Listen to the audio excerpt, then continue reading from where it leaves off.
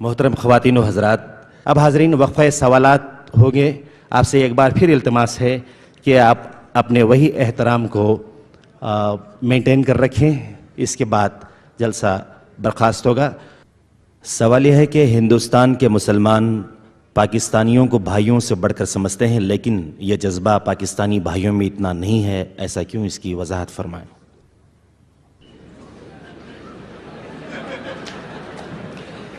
میں پورے پاکستانیوں کی یہاں پر نمائندگی نہیں کر رہا، اپنی بات کر رہا ہوں۔ سوال یہ ہے کہ is it permissible for aged parents to stay with their married since?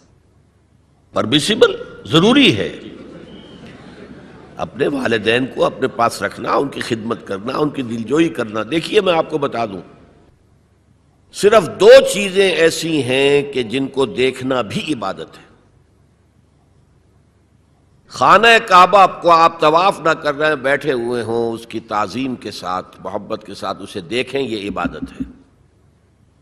اور بوڑھے والدین کو محبت کی نگاہ سے دیکھنا عبادت ہے۔ اصل میں بڑا سائیکولوجیکل پرابلم یہ ہوتا ہے کہ جب آپ چھوٹے تھے، بچے تھے، تو والدین کی محبت آپ پر مرکوز تھی۔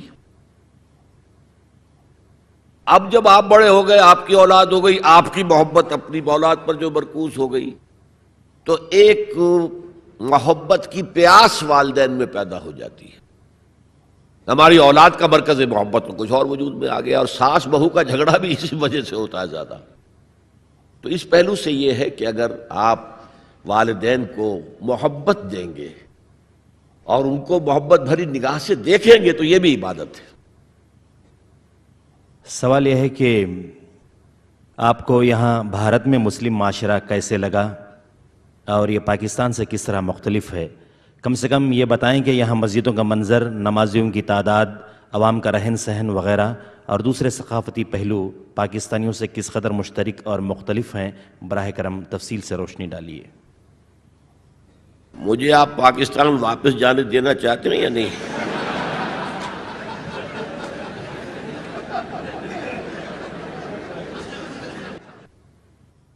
سوال یہ ہے کہ دل کی نماز کا اکثر چرچا ہوا کرتا ہے۔ جی؟ سوال یہ ہے کہ اکثر دل کی نماز کا چرچا ہوا کرتا ہے، یہ دل کی نماز کا مسئلہ کیا ہے؟ کیا یہ سچ ہے؟ میں تو واقف نہیں ہوں، آپ سے پہلی مرتبہ سنا ہے۔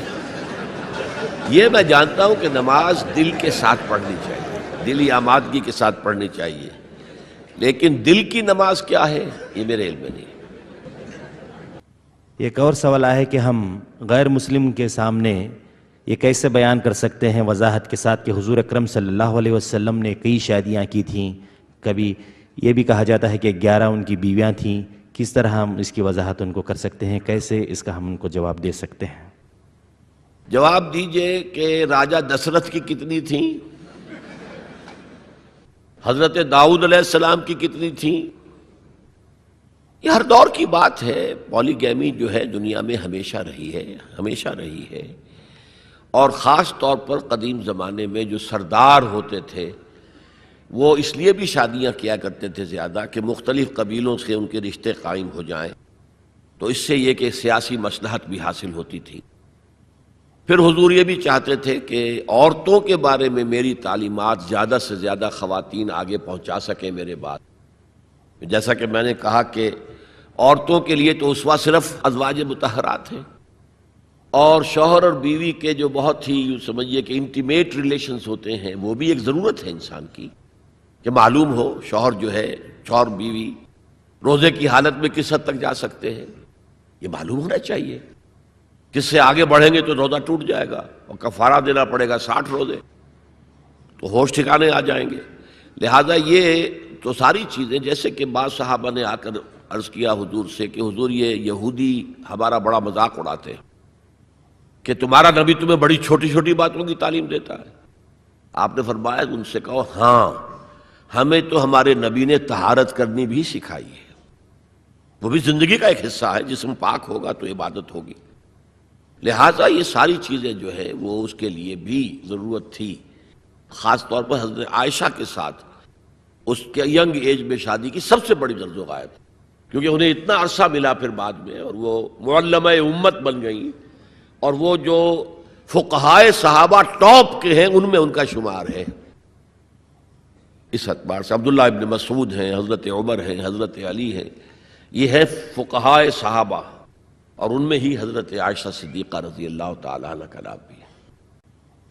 پوچھا گیا ہے کہ ladies are forbidden to see غیر محرم but we are seeing you while you are preaching, can it be permissible? آپ نگاہیں نیچی رکھیں۔ سوال یہ ہے کہ آپ نے اخبارات کو یہ بیان دیا ہے کہ کشمیر سے متعلق آپ نے جو کہا ہے اس کی وضاحت کریں، جبکہ بقول مودودی کشمیر کے ساتھ میرا تعلق وہی ہے جو میرے اپنے جسم کے کسی حصے کا تعلق میرے ساتھ ہے، ماخوذ مومن صادق کی پہچان جہاد۔ لیکن شاید آپ کے معلوم ہوگا کہ 1948 کے جہاد کشمیر کو مولانا نے جہاد نہیں مانا تھا، اور اس پر ان کے خلاف بڑا طوفان اٹھا تھا، اور انڈین ریڈیو نے بہت زیادہ ایکسپلائٹ کیا تھا ان کے اس بیان کو۔ تو میں نے بھی اصل میں جو کہا وہ ہے کہ جہاد فی سبیل اللہ نہیں مانتا۔ اصل میں معاملہ کیا ہے؟ ایک جہاد ہے فی سبیل الحریت، آزادی کے حصول کے لیے، سیلف ڈٹرمنیشن کے حصول کے لیے جہاد، اور اس میں بھی میں بہتر یہ سمجھتا ہوں کہ اگر کشمیری اس کا جہاد کرنا چاہیں تو پیسفل ذرائع سے کریں۔ اگر 1,00,000 آدمیوں کا جلوس نکلے اور اس کے اوپر جو ہے فائرنگ ہو، 100 آدمی مر جائے، پوری دنیا میں تہلکہ مچ جائے گا۔ انہیں سیاسی اعتبار سے جدوجہد کرنی چاہیے تھی۔ مجھے آپ حضرات کو زیادہ یاد ہوگا کہ اندرا گاندھی نے 2 منسٹریز کو ایک دم جو ہے برخاست کیا تھا، ایک آندھرا پردیش کی، وہ جو رام کا کردار ادا کرتا تھا ایکٹر، کیا نام تھا اس کا، این ٹی راما راؤ، اور ایک فاروق عبداللہ کی کشمیر کی۔ یہاں سے 2,00,000 آدمی جا کر اور منسٹر ہاؤس کا گھیراؤ کر کے بیٹھ گئے کہ تم کون ہوتی ہو؟ ہمارا الیکٹڈ وزیر اعلیٰ ہے، وہ نہیں اٹھیں گے یہاں سے جب تک کہ اپنا حکم واپس نہیں لیتی۔ انہیں واپس لینا پڑا، اور کشمیر سے اب اس کا ڈاکٹر فاروق عبداللہ کا بہنوئی آ کر بیٹھ گیا، جی میں حاضر ہوں جو حکم دے۔ کوئی ایجیٹیشن نہیں ہوا۔ یہ فرق ہے۔ آپ آرگنائز ہوں، آرگنائز کر کے ایک پیسفل انداز میں اپنا مطالبہ سامنے رکھیں، اور اگر اس میں پھر اگر گولیاں چلیں، اب کہتے ہیں 70,000 جو ہیں وہ شہید ہو گئے ہیں، مارے گئے ہیں، یہ ہوا ہے، اتنی عورتیں جو ہیں ان کی عصمتیں لوٹی ہیں، اتنے گھر جلے ہیں، اتنی دکانیں جلی ہیں۔ اگر پیسفل طریقے سے اس کا 10واں حصہ بھی قربانی دیتے تو اپنا مقصد حاصل کر سکتے تھے۔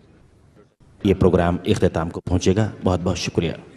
أريد أفرح أريد أحيا أريد أفرح أريد أحيا أريد أحس بالدنيا أريد أحس بالدنيا